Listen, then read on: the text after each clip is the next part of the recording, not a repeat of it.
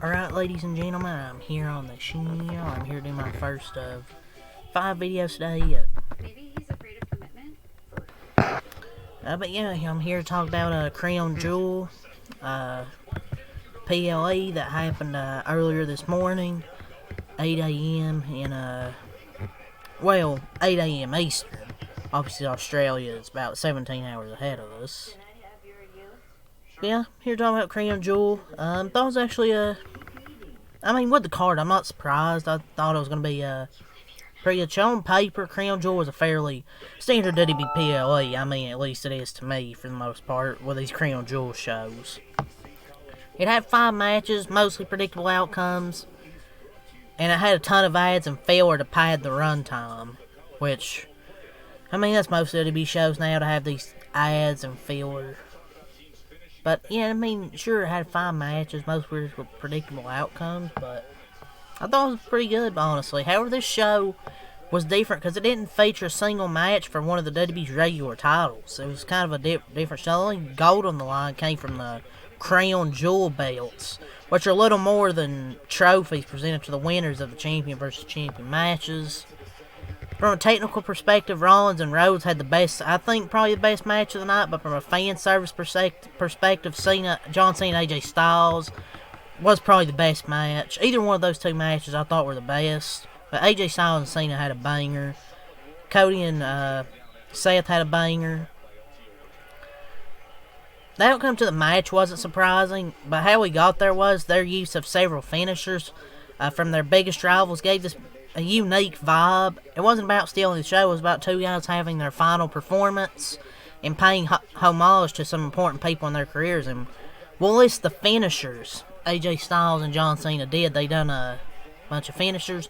Bronson Reed getting a win over Reigns, even with the interference, is a big deal, as Michael Cole pointed out. He is the only the second person to pin the OTC in recent years, so he joined an exclusive club.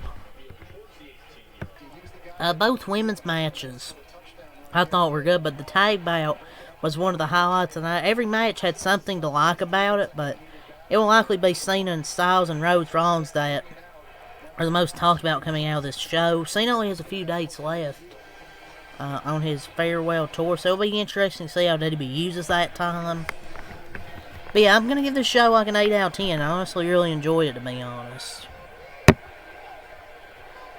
Obviously, I didn't wake up and watch this live. But it was but I just got done watching it. But obviously, you had Seth and Cody for the Crown Jewel title, Tiffany Stratton and Stephanie McMahon for the women's Crown Jewel title, Bronson Reed and Roman Reigns in an Australian street fight, Rhea and Io versus Kabuki Warriors and Cena and Styles. So let's get into the card here. I want to just get my overall thoughts on the show to start off here, but let's go over the card now. After all the usual procedures for the opening, Bronson Reed was the first man out for his Australian street fight. We're calling shit Australian street fights now. But this really wasn't a street fight. I thought this was solid. The match was made up of a series of small sequences. They would do a few things, and then there would be momentary lull before they moved on to the next sequence. It's not unusual for this kind of match, but especially noticeable here. That said, this was a decent match. It wasn't the violent spectacle WWE would have you believe it was, but it had some fun moments. There was some stuff to like, and Bronson Reed getting the win was the right call. I don't think he could have had him lose 2 straight PLEs to Roman to pretty much make him look weak. But yeah, this was a decent match. It wasn't great, it wasn't bad, it was just decent. But the right winner for sure. Tiffany Stratton versus Stephanie McMahon for the Women's Crown Jewel Championship. So I thought this was pretty solid. The longer the match went, got better. Both women used some moves you don't see from them often to make this try and attempt to make this stand out. Sure, there was a couple little sloppy spots, but the majority of what they did looked pretty good. Stephanie got the win over Tiffany Stratton. So yeah, I thought this was pretty good for. I thought this was pretty good for majority of what they did. And Stephanie getting the win was the right call. But this was one of the matches of the night. John Cena versus AJ Styles. You know, I wanted this match. I wanted them to have one last match. And when it was like, and when John Cena said, "Oh, he won't be wrestling AJ Styles," or something, I was kind of disappointed. Because it's his retirement tour. But thankfully, this match happened one last time. One of the most anticipated on the show. Both men had special introductions by the ring announcer. But this was phenomenal. Was this a 5-star match that'll be talked about for years to come? No. No. Was it a fun encounter with lots of callbacks? Absolutely. That allowed both men to shine? Absolutely. This may not be for everyone, but the fans who liked it probably loved it. They even got a fight forever chant. Look, they've always been good wrestling partners. But it didn't feel like they were trying to outdo their previous performances, and that's a good thing. Just two veterans having one last match to pop the crowd and themselves. But for roughly 30 minutes, they had the crowd eating in the palms of their hands. And it took a tombstone pile driver followed by an AA to finally put AJ Styles down for the 3 count. And John Cena defeats AJ Styles. And him wearing trunks, AJ Styles wearing trunks instead of his usual, tights he goes out there with. It was a bit of a callback to his TNA gear, which made the TNA reference in his introduction even cooler. The Bullet Club was also mentioned. But yeah, let's go over the finishers. All of the finishers used here. Now even the Fireflies were out. He had a Sister Abigail, tribute to Bray Wyatt right there. But let's go over all these finishers that were used, because there was a lot. So John Cena hit the Miz's skull-crushing finale. Styles hit Sting's Scorpion Death Drop, but Cole didn't mention him by name, obviously. Cena used Rusev's Accolade.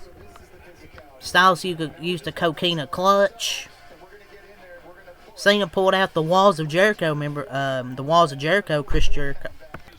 Cena used the Walls of Jericho, Chris Jericho's finisher. Well, his submission move. One of his submission move. And Sister Abigail, tribute to Bray Wyatt. AJ Styles used Christopher Daniels' Angel's Wings. Cena hit an RKO and a rope hung DDT. Also Randy Orton's moves. Styles used Cena's own AA against him. Styles hit Frankie Kazarian's Fade to Black. Cena used the Undertaker's Choke Slam. Styles hit a Sweet Chin Music. And Cena hit a Tombstone Pile Driver. So these were the list of finishers. Yeah, so many finishers, man. Kabuki Warriors versus Io and Rhea. Io and Rhea defeated the Kabuki Warriors. This was exactly what I expected this match to be like. A lot of energy, physicality to the ring. So this was entertaining from start to finish. Now there wasn't a weak link.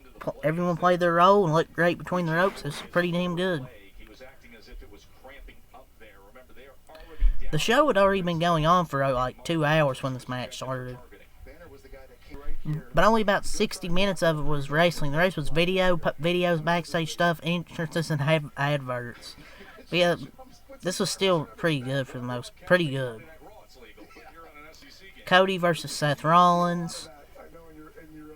Did it be made sure to remind us several times that Rhodes had been perfect 3-0 against Seth Rollins. But this is a damn good match as well. Every match these two have had has been great, and this was no exception. This likely won't be considered better than their previous matches. but a total different story than those matches. This is about how desperate what Rollins was to not let history repeat itself and lose 4 times to Cody. Yeah, this was good, and kind of Heyman did not accompany Rollins to the ring.